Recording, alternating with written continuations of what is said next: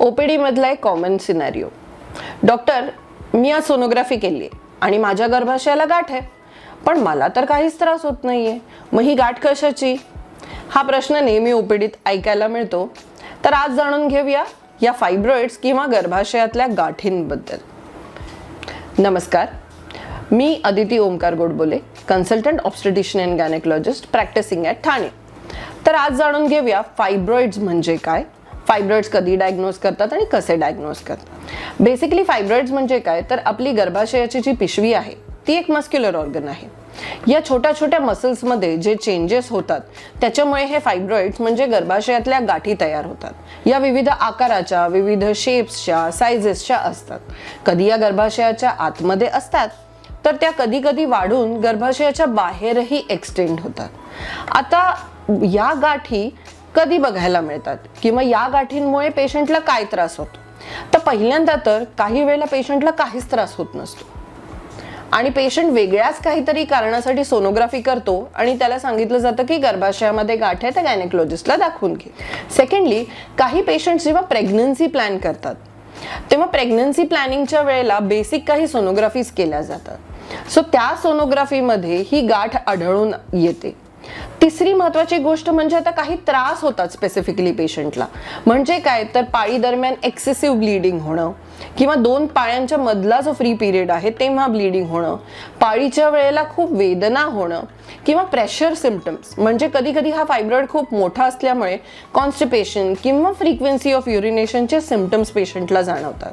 अशा वेळेला जेव्हा पेशंट आपल्या डॉक्टरकडे जातो आणि ते सोनोग्राफी सांगतात तेव्हा आपल्याला ह्या गाठी डायग्नोज करता येतात.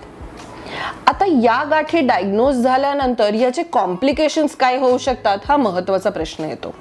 तर पहिल्यांदा मेन गोष्ट जी आपण जाणून घ्यायला हवी ती म्हणजे हे फायब्रॉइड्स हे नॉन कॅन्सरस, म्हणजे याने कॅन्सर उद्भवत नाही किंवा त्या कॅन्सरसही नाही. काही वेळेला या फायब्रॉइड्समुळे इन्फर्टिलिटी म्हणजे वंध्यत्व म्हणजे मूल न होणे हे कॉम्प्लिकेशन होऊ शकतं. तिसरं कॉम्प्लिकेशन म्हणजे काही वेळेला जेव्हा पेशंट प्रेग्नंट होते आणि तिला फायब्रॉइड असतो, मोर चान्सेस असतात की पेशंटला सिझेरियन सेक्शन लागेल, कारण आपल्या युट्रसचा जो पोल असतो तो चेंज होतो, म्हणून लेबर पेन्स व्यवस्थित येत नाही, किंवा डिलिव्हरी झाल्यानंतर मग ती नॉर्मल असू दे किंवा सिझेरियनने असू दे, ब्लिडिंग जास्त होण्याची शक्यता असते, कारण त्याच्यामुळे गर्भाशयाचा सरफेस एरिया वाढतो. आता या फायब्रॉइड्सला ट्रीटमेंट काय करतात आणि का सगळ्याच फायब्रॉइडला ट्रीटमेंट करणं जरुरी आहे का, हा अजून एक महत्वाचा प्रश्न. फायब्रॉइड्स हे युजली लेट 40s मध्ये डायग्नोज होतात किंवा लेट 30s मध्ये डायग्नोज होतात.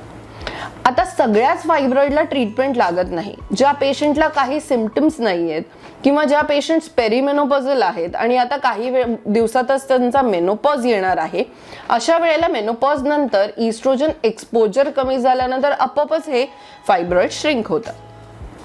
त्यामुळे अशा पेशंटला ट्रीटमेंटची गरज लागत नाही. जे पेशंट सिम्प्टोमॅटिक आहेत, म्हणजे ज्या पेशंटला ब्लिडिंग जास्त होते, वेदना जास्त होत आहेत, अशा पेशंटला ट्रीटमेंटची गरज लागते. अशा वेळेला काही मेडिसिनल अप्रोच आपण घेऊ शकतो. त्याच्यामध्ये पेन किलर्स, ब्लिडिंग कमी होण्याचे औषधं आणि पुढे जाऊन हॉर्मोनल थेरपी देऊ शकतो. आता त्या हॉर्मोनल थेरपीमध्येही एक इंट्रायुट्राईन डिव्हाइस म्हणजे LNG मिरेना म्हणून एक डिव्हाइस येतं, ज्याच्यात हॉर्मोन त्या इम्प्लांटवरच असतो.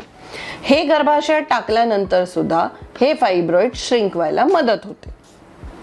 ज्या कपलला इन्फर्टिलिटी आहे, तर depending upon location of fibroid there is one option which is called as myomectomy offer होतो, ज्याच्यामध्ये आपण फक्त तो फायब्रॉइड बाहेर काढून घेतो आणि आपलं युट्रस आणि जिथे गर्भरोपण होतं ती लाइनिंग इंटॅक्ट ठेवली जाते. जे पेशंट थोडे यंग आहेत आणि दे डोंट नीड हिस्टेक्टमी, ज्यांना हिस्टेक्टमी करायची नाहीये किंवा गरज नाहीये, अशा लोकांनाही मायोमेक्टमीचा ऑप्शन आपण देतो. एक ॲडव्हान्स्ड ऑप्शन जो इंटरव्हेन्शन रेडिओलॉजिस्ट सोबत आम्ही देतो तो म्हणजे युट्राईन आर्टरी एम्बोलायझेशन, ज्याच्यामध्ये युट्राईन आर्टरी मधल्या ब्लड सप्लाय ब्लॉक करून आपण तो फायब्रॉइड श्रिंक म्हणजे आकाराने लहान करू शकतो आणि त्याचे सिम्पटम्स कमी करू शकतो. आता अजून एक प्रश्न असा येतो की या फायब्रॉइडला कारण काय आहे, तर हे जाणून घ्या की फायब्रॉइडला खरंच काय कारण आहे हे माहिती नाही.